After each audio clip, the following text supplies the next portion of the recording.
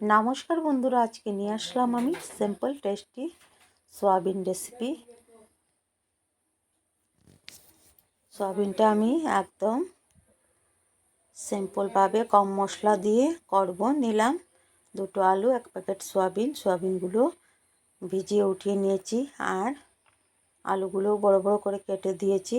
দিলাম নুন, জিরা, হলুদ, সামান্য লঙ্কার গুঁড়ো, একদম মশলা সামান্য সব কিছু দিয়ে দিয়েছি। মশলা একদম কমের মধ্যে করব এই রেসিপিটা। আর কড়াইতে জল দিয়ে দিয়েছি, জলের মধ্যে সয়াবিনগুলো দিয়ে দিলাম।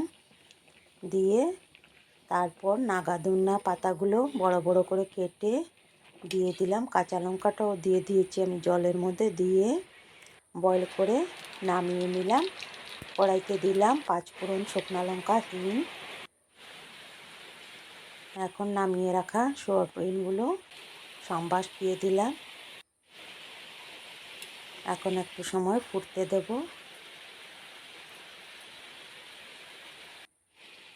দিলাম সামান্য চিনি, গরম মশলা দিয়ে একটু নাড়াচাড়া করে দেব।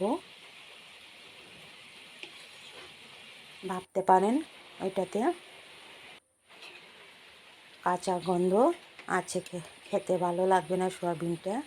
একদম না, খুবই ভালো হয়েছে খেতে, খুবই টেস্টি হয়েছে। আর টেস্ট বাড়ানোর জন্য দিয়ে দিলাম সামান্য ম্যাগি মশলা। দিয়ে ফুটিয়ে রেডি হয়ে গেল